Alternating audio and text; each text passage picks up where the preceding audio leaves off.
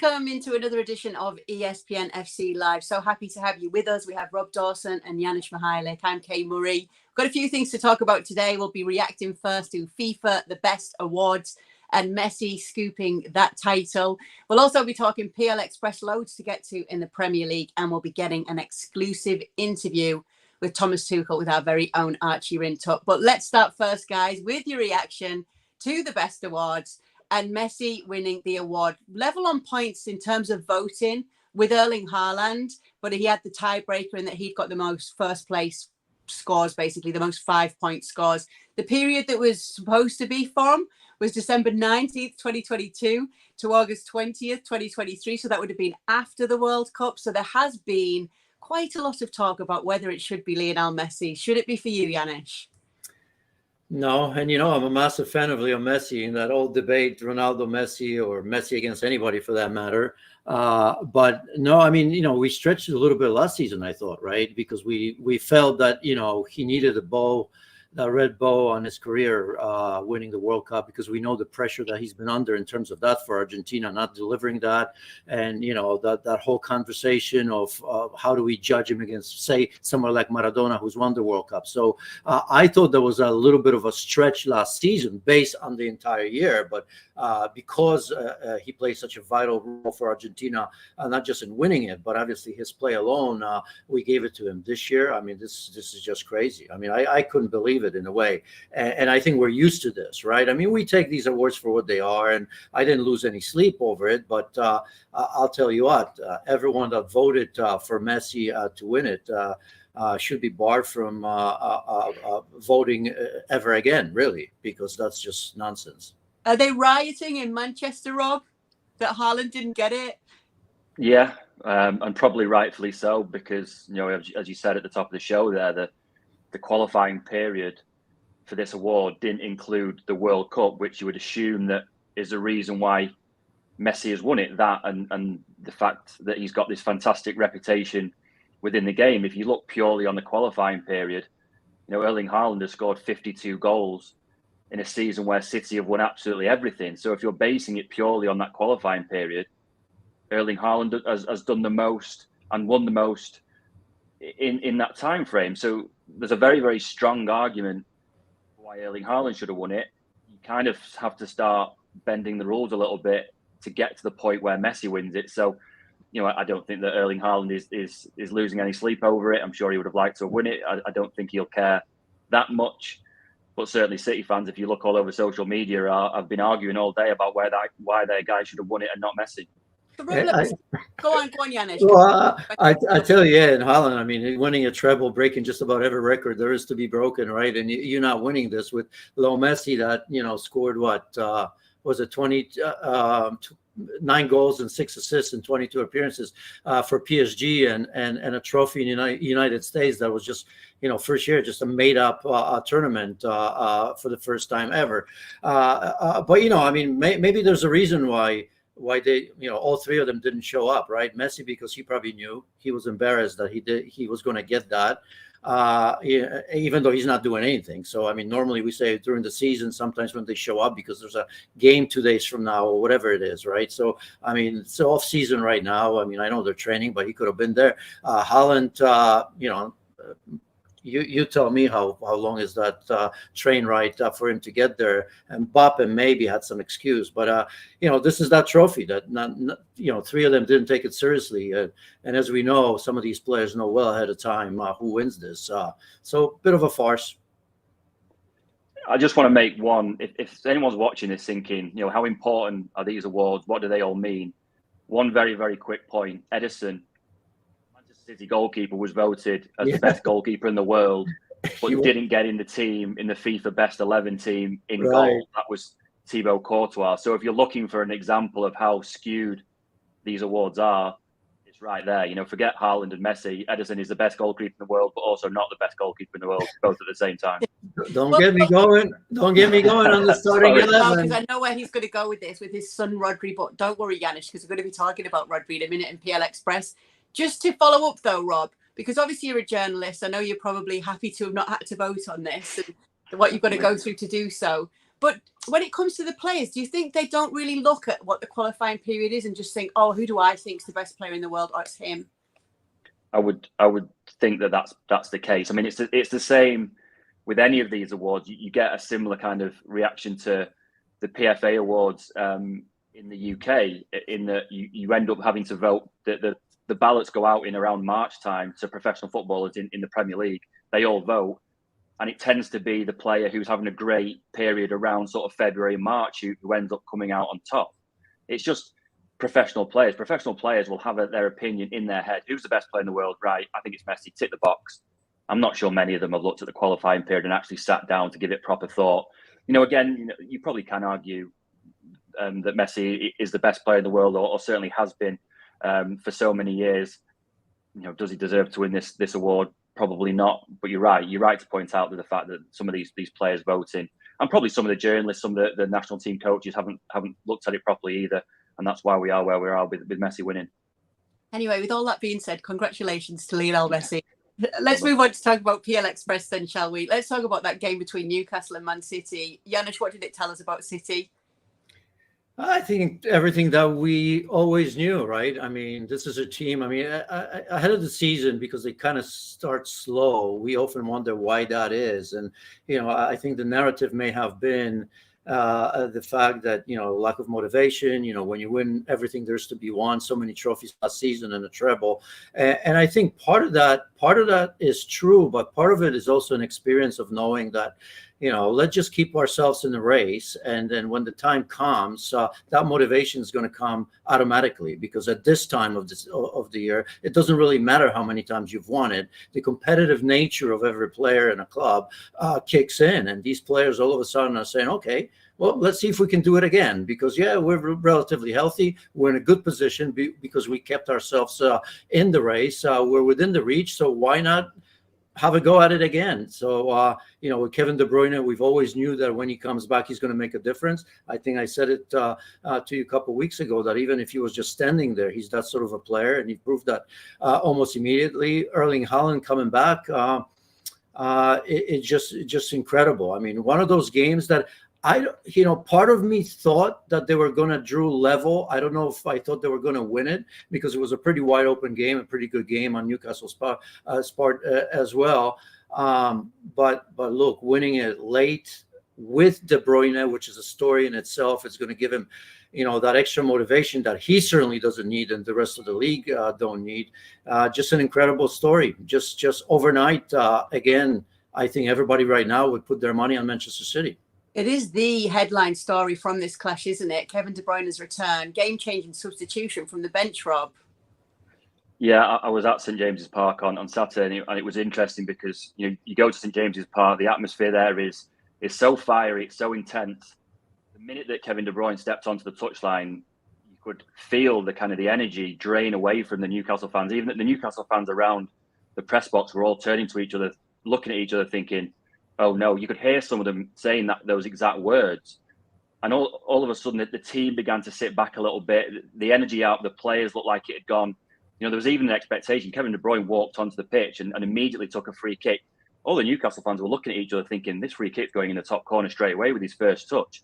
Obviously it didn't, but eventually Kevin De Bruyne had that game-winning, that match-winning effect. And, there are very, very few players in the world who can have that effect on a stadium like St James's Park. There are fewer still who can back that reaction up with a performance that wins the game. I just thought that from the minute that he stepped out onto the field, it felt like City were going to win that game. And to do it in the way that they did with De Bruyne's goal, just passing it into the corner from the edge of the box, and then that pass to Oscar Bob for the winning goals. I actually felt a little bit sorry for Oscar Bob, because it was a magnificent take at pace with pressure from Kieran Trippier. Wonderful feat to put the ball in the net. But obviously everyone afterwards is talking about Kevin De Bruyne because it's Kevin De Bruyne. Yeah, and obviously, because that took it away from it. The fact that it was him. It was just one of those games where it felt like every goal was amazing. It was that was a perfect advertisement for the Premier League, but also for what we can expect from Man City in the second half of the season. We get that never say die attitude from them. So, Yannick, just going back to that even led to your point that Kevin De Bruyne could just be stood on the sidelines and he'd scare everybody. And that feeling that Rob was talking about at St James's Park and the Newcastle fans, even just having that already nervousness with him coming on. Haaland's been out. City have been doing pretty fine without him right now. Does it tell us then that the likes of a Kevin De Bruyne and here you go, Rodri are the real MVPs of Manchester City? Well, I mean, Rodri certainly is this season. De Bruyne. Look, I mean, we had an indication in that game against was it Huddersfield? I think the game before when he came on, right? I mean, that was a pretty good indication of where he stands and how good he feels when he clipped that ball to Doku for whatever fifth Manchester City goal. Rodri in that game against Newcastle was by far the best player on the pitch. It wasn't even close. I mean, that pass for De Bruyne's goal. That was just an icing on the cake, right? I mean, he had like 150 touches or somewhere there, 93% passing accuracy, I think, out of 144. He delivered 134. I mean, these are insane numbers away at St. James's Park. I mean, he does it game in and game out. I mean, there's hardly any game where you can look at him and say, well, he was below par, right? I mean, he'll make a mistake sometimes. Maybe sometimes he won't track, or maybe there's a mistake on a goal that Manchester City commits because he's sick and late. But I mean, if you look at his game overall, I mean, to me, he's no matter what happens, for me at least personally, no matter what happens for the rest of the season, he is by far the most important player for Manchester City. And De Bruyne, of course, will be. Haaland is going to pick his spots as well, and when he comes back, he's going to score a number of important goals.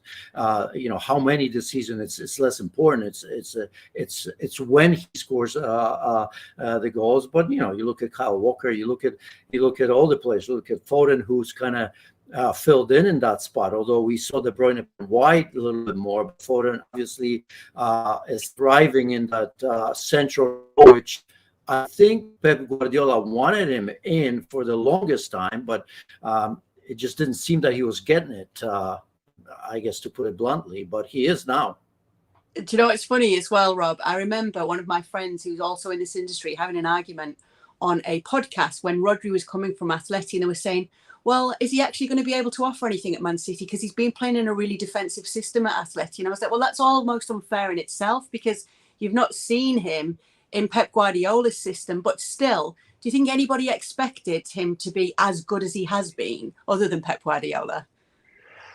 No, possibly not. I mean, there have been times early on, especially where he wasn't playing particularly well. There were City fans who were kind of getting onto him a little bit at one point, quite early on in his City career.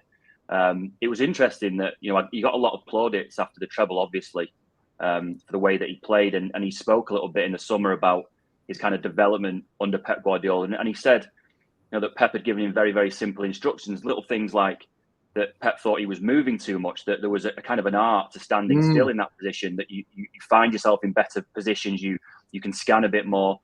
And so he's obviously developed quite a lot under Pep Guardiola. And it is interesting to note that he has kind of come from this point where there were question marks over him from a few City fans, to the point where Yannick is completely right, that if you were to ask any City fan now, there's one player who's going to play every single game between now and the end of the season, who would you pick? And 95% of them would pick Rodri.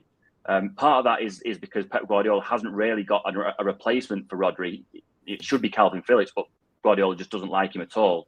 Haaland and De Bruyne are obviously very, very good players, but they can be replaced. You've got Alvarez who can take over a little bit from Haaland.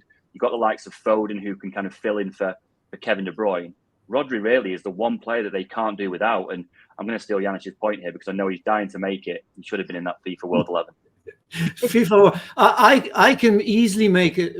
I mean, forget the starting. I mean, the fact that he's not there, it's absolutely bonkers. I mean, I don't even know what to say, so I'll leave it at that. I mean, for me, he was rioting before we came on air today about that very point. No, but I'll go further. I mean, to me, he could have been the best player in the world. I mean, think about it. It's you want strikers, this or that. I mean, look, I have to write it down. 67 appearances for club and country, 6 trophies. That's more than he's lost games. He lost 4 games last season. Man of the match of the UEFA Champions League final, UEFA Champions League player of the season, FIFA Club World Cup player of the tournament, and best player at the UEFA Nations League finals. I mean, what else do you want? We're going to be sitting here. Should Haaland get it? I mean, I could easily make a case that this is the best player in the world. It's just, as I've said, it's unfashionable to maybe give it to players like that. It happens from time to time, in all these, different rankings, Cannavaro way back when in the World Cup, I suppose. But for him not to be in that starting 11, that's just highway robbery. Yannick, you should have done the clip mic drop at that point. Let me stick with you guys. Newcastle, 4th consecutive loss in the Premier League for them. Are there problems deeper than the injuries? Yannick. I mean, yeah. I mean, when you don't win games, there are problems. But I hope they're patient. I'm not in the camp of letting Eddie Howe go in any way. I don't think there's many, but you kind of, we read a bunch of articles, and some are questioning that maybe that's not the case. I think patience is important, as we've said. Maybe just punching above their weight just a little bit last season. It's not great, but I mean, entertaining in every game, able to compete not only against the best in the Premier League, but we saw that they were pretty, value for money in terms of Champions League, and I think they're paying the price for that. The Champions League came a little bit too quickly, and with the number of injuries and the sort of injuries they're getting, it just becomes difficult, right? I mean, on one hand, you want to be in that competition, and they show themselves very well. But I bet you if they weren't in Europe for another season, we wouldn't be seeing Newcastle where they are right now. And, lots of injuries. And now Joelinton, I mean, that's a key injury in general. I mean, if you look at him, I mean, he's so important. I never thought I'd say that a few years back, but not having him there cost them some games, I suppose. So, I think, for me, patience. Yeah, I mean, I don't like it. Yeah, they probably shouldn't be there. They're much better than the position in the table. But I think patience is the word here for me. Let's talk about Manchester United and Spurs playing out that 2-2 draw then, if we can, Rob. Under the watchful eye of Sir Jim Ratcliffe, what will he have thought of what he saw from Manchester United? That it's probably a long way to get to where he wants them to be. Obviously, he's come in. He's had a lot of private meetings. His stake isn't ratified yet, so there's not much that he can do until it is. He has held a lot of private meetings with fans, with journalists before the Spurs game. He tells everyone that his aim is to get Man United to challenge for the Premier League title and the Champions League. But if he's watching that game on Sunday, he will have seen how far away they are. I thought it was really telling, the reaction to the result, because there was no real sort of anger from Man United fans or anything like that, despite the fact that Tottenham were probably the better team. I think there have been so many disastrous results for Man United so far this season that a game where you can start to pluck out some of the positives, Rashford and Haaland joining up quite well. Casemiro was back, Lisandro Martinez was back. So you take these positives because there have been so few games this season where you can take positives. But at the end of the day, it's a 2-2 draw at home against Tottenham, who are missing a lot of key players, but looked the more likely to win the game. And this wasn't City, and it's not Liverpool or Arsenal. It's Tottenham, and they've come a long way under Postecoglou, but it's still a home game for Man United, a game that against a rival for the top 4 that they should be winning. And to me, I mean, Yannick might have a different opinion. They just didn't look like, in the second half in particular, they didn't look like winning that game. So if Jim Ratcliffe is sitting there thinking, I want to get this team to the top of European football again, it's going to take a lot of hard work and an awful lot of money in the transfer market. Yeah, Yannick, the feeling in the FC studio right after it was that it was the most one-sided 2-2 draw some of those pundits had seen in a while. No doubt. I mean, look, it's going to get better because the bar is so low with United. And just think about it. Anybody can come to Old Trafford. It doesn't really matter where, but even at Old Trafford, anybody can come in and boss Manchester United. And that, look, this, after all, I mean, we're talking about, there's 5 or 6, maybe 5 or 6 clubs, that to me are the biggest ever in history and present. And Manchester United is one of them. And you can't be playing like this. You can't be playing football like this. I mean, we've seen, look at it, as you mentioned, Mark, look at Spurs. I mean, look at that midfield. Bentancur, who's been in and out. I mean, wonderful player, as he's shown. Højbjerg, who they want to sell, and Skip in that midfield. Imagine if the entire squad of Spurs was available. I mean, not only were they better in their team by a country mile, in my opinion, But imagine if everybody was available. They would have had a run of the place. That would have been 4-2, 5, maybe. I don't want to exaggerate, but James Maddison alone would have probably create 2 or 3 goals. So this is just unacceptable. Forget the results, forget where they are, because they're still within touch of Europe somewhere there, and things are going to probably get better. And I just hope when they do, people are not going to be blind to the fact that it had to get better. They're getting some players back, but it's not okay to say, well, we didn't have the players and that's the reason. Now we've won 2 or 3 straight. If it happens, so well, that's why, because players are coming back. Because I don't think that's the case, because I worry about Ten Hag. I've said it before. Here's a manager that showed to be ruthless, uncompromising, and at the moment he's managing a very, very soft team mentally.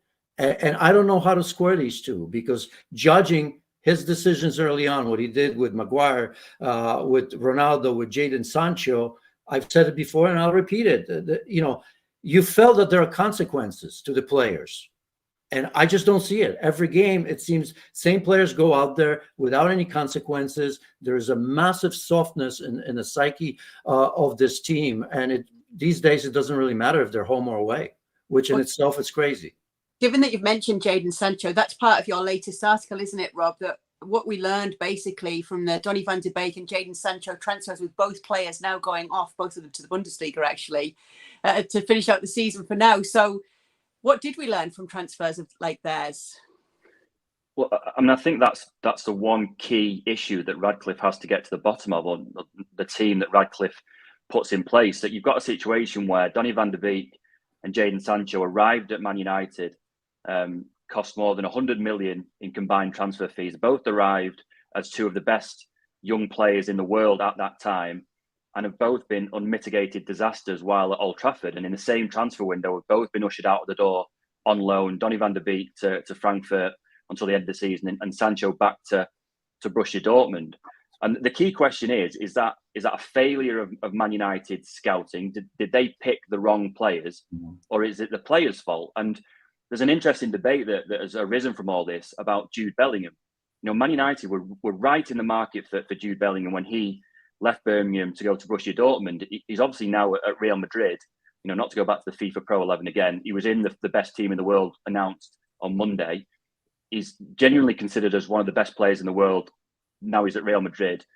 Would he now be one of the best players in the world had he chosen to join Man United? Is he so good that nothing could have stopped his trajectory to get to this point? Or would he have gone to Man United and he would have failed in the same way that Donny van de Beek has failed or Jadon Sancho has failed? And this month, instead of talking about one of the best players in the world, we're talking about a situation where Jude Bellingham is having to go back on loan to Birmingham because it's not worked out. Now, I don't know the answer to that question. And obviously we'll never know with regard to Jude Bellingham, but it's a question that Jim Radcliffe and his team have to get to the bottom of. Is this a recruitment failure on the side of Man United? Or is it the fact that big players come to Man United and just can't handle the pressure? That's something that Erik ten Hag pointed to when he spoke about Van de Beek and Sancho. He said that it's a great place to come and play. The rewards are massive, but some players can't handle the pressure of playing at a club like Man United. Well, Jim Radcliffe has to get to the bottom of that issue, because if he doesn't, moving forward, the same problems are still going to be in existence. And we could be a year down the line, 2 years down the line, and having the same conversation about poor Man United recruitment. Oh, it's the recruitment. You know the answer to that, Mark. Yeah, Bellingham would be nowhere near Manchester United to where he is right now, because you have to have the winning culture, you have to have the experienced players, you have to have the quality players. And I think he would have been okay by himself. And he's talented enough that I think there will be a game or two where he'd be great, but I mean, not to a level that he is at Real Madrid. I mean, and that's not just on Manchester United, but that's the first thing he's got to do. He's got to create a culture of winning. He's got to get, the stuff behind, away from the pitch right first, and then get the right players that are hungry, to win and get better. I think it's really interesting that if you go back to the point at which Sancho joined Man United from Dortmund, if you were to tell someone at that point in the summer of 2021 that Jadon Sancho would be back at Dortmund on loan in 2.5 years' time, the entire world would have turned around and laughed at you, because it just did not look on the card. You're talking about one of the brightest young players in Europe, failing at Man United and going back to where he started. I just think that if you had known that situation at the time, you would have been laughed at. I just think it's incredible that the number of players who come to Man United and don't realise their potential. That they look great signings on paper when they first arrive or when it's happening, and all of a sudden it just goes pear-shaped the minute that they get there. There aren't many clubs in the world that have such a poor success rate with these big transfers. You just look at City. You know, Kyle Walker, John Stones, Erling Haaland, Edison have all arrived for big money and have made successes of themselves. I just think you'd be forgiven if you were a player being tracked by Man United to think, I'm not going to Man United. It's a graveyard for players, for good young players' careers. Jim Ratcliffe has to sort that out, because it's killing Man United at the moment. Wasn't like that before. So I mean, they know, they have the blueprint. I mean, I get what you're saying, but I'm not sure if I buy into it. In the recent years, of course, because that's what happens when a figure like Sir Alex Ferguson leaves, and you know, you've had the success, and young players were brought up right from within Manchester United and from outside, and they were successful because they had a proper leader, a proper club, and everything around the club was working properly. When it doesn't, and it happens to everybody, just about. You watch, it'll happen in Manchester City. We see it's happening in Barcelona. It was happening at Arsenal. Liverpool kind of was almost there. Jurgen Klopp somehow, within few months, righted the ship for now. But it happens to everybody. Bayern Munich's another one. Kind of from time to time, it does happen. All right, let's move on to talk about a player who swapped the Bundesliga for the Premier League again. Yannick, Timo Werner's come to Spurs. Ange Postecoglou has obviously seen something in this player that he feels will fit in his system. Do you think he can get the best out of this player at Spurs? Well, I mean, the short answer is maybe. I mean, he's been doing such a good job. Everybody loves him, and why not? Obviously, there was a massive need. I still think when everybody's healthy, Timo Werner will be doing probably exactly what he was doing at RB Leipzig the second time around, which will be a bench player, right? Because look, I want to give him a second chance. Why not? Everybody deserves that. The first time around at Chelsea, you could understand that he didn't know his environment and it took some time. But then going back to Bundesliga and back to RB Leipzig, it makes you wonder, right? Because he knew Bundesliga, he knew RB Leipzig. And even though there were some pretty important outgoings in, say, Nkunku, he still couldn't find a place to play, and wasn't as successful or anywhere near successful as the first time around. So big question marks. There's need. He's going to get a quick opportunity to show that. And if he doesn't, I think, I just don't know if he plays ahead of all the players that Ange Postecoglou has at his disposal. Given that you mentioned Nkunku, let's move on to talk about Chelsea then. Because, Rob, Pochettino has played down Chelsea's need for a striker. Over on the website, there's more about this from James Ollie. So please go and check that out, everyone who's watching. Do you agree that they don't need a striker? I mean, there's some names out there that they could be getting their hands on. Yeah, I mean, I think they've obviously got an issue putting the ball in the net. I mean, I think the one you've mentioned, Nkunku there, I really like him as a player. I loved watching him, particularly in those Champions League games against City when he played for RB Leipzig. Obviously, it's not been the season that he'd hoped for because of injuries. I think there's probably something to be said for Chelsea, though, to put the foot on the ball a little bit in the January transfer window. They've spent so much money on so many players, and sometimes throwing more ingredients into a recipe that's not working already isn't the answer. There is something to be said for putting your foot on the ball a little bit. Maybe you go a transfer window without signing anyone, hope that you get Nkunku back and that he starts to score regularly. And if things don't work out, then maybe you have another look at it properly in the summer. I think sometimes Chelsea have looked a little bit rushed and a little bit panicked in the way they've gone about their business in the transfer market, and it hasn't really paid off at the moment. I don't think that their season is going to be massively different if they were to sign some, or at least the players who are available in January. Their season isn't going to be massively different now.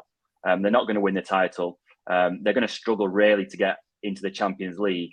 I think maybe Pochettino is looking at it and thinking, well, let's just have the second half of the season. Let's hope that we get Nkunku back, and if we need someone else, let's look at it again in the summer. You don't always need to make signings every chance you get. Chelsea have tried; it's not really worked. If I was them, I would be taking a breather and looking at it again in the summer. Lovely. Okay, Rob, we'll let you go. Thanks so much for being with us. Make sure to check out Rob's articles always over on espnfc.com. We'll speak to you again soon, Rob. Thank you. Okay, Yannick, we're going to hear now from Thomas Tuchel, our archer in Tottenham. Sat down with him to talk about Harry Kane and whether he can break the single season scoring record. How many play for the process in your experience, even at this level? More and more interested in the process, more and more believe in the process. But don't get it wrong. I mean, Harry plays also for the product in the end, and he wants to be at the end. But it's very special that he acts like a team player. He is outstanding number 9. And normally these number 9s are from a certain type of character. And it's also allowed that sometimes if it's maybe a draw 2-2 and he scores twice, that at home he is also a bit satisfied. And then like in my youth days when I trained the youth, I said like, okay, we played 2-2, 3-3, the striker scored 3 goals. He's allowed to go off the field with a smile, but he's the only one, please. And they tick like this, but Harry is a special guy. He's a total team player. He's not happy to not win. He's a winner. He takes care that he does everything that we win, not by only scoring, and the goals come to him as a result of the process. But he focuses, of course, on this, and this is good. That Robert Lewandowski record of 41 goals. I didn't think I would say. It is in danger, and no one could ever believe that it will be in danger forever. But it is in danger. But we need a bit of luck. We need the team, get the team going. Harry needs to be fit, and then we see what's coming. There must be a part of you that thinks it's going to happen, though, right? I am not so much aware of how many goals he has. You always tell me how much points we have, so I'm very, very focused on the process. But I clearly think that for Harry there are no limits. Okay, so just that record was Gerd Muller's for almost 50 years. It was 40 goals in a single season. Then Robert Lewandowski broke it. And now Harry Kane is mathematically on course to do so if rotations, injuries and form all go in his favour, basically. So we'll see how it does end. But ultimately, Yannick, because we've got to end quite quickly here, unfortunately.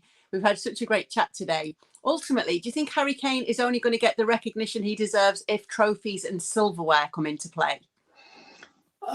For most fans that don't pay attention, say to Bayern Munich or Harry Kane in particular, to just like football, for everybody that pays attention like we do, I think he's going to get recognition regardless. He's an outstanding player. As we said, 100 million is a discount. I think you and I have been very consistent over the years here on this show because I think he's a tremendous player. And I'll tell you what, some of those Premier League teams, and there's a lot of them that are looking for a very good and consistent number 9 are looking at that and probably quietly admitting that, right? Because I mean, look, aside from Manchester City and Erling Haaland, everybody's struggling and looking for a number 9. That even includes Liverpool, right? Because they're not getting consistency from in terms of Darwin Nunez. So look, he's absolutely outstanding. He's going to win the trophies, and I think he's going to be remembered in time. I hope anyway. Although you're probably right, it's going to take some digging. He may not be the first one that people think of, but he's going to be remembered as one of the best number 9s in the history of this game. He's been proving that for how many years now? For a decade.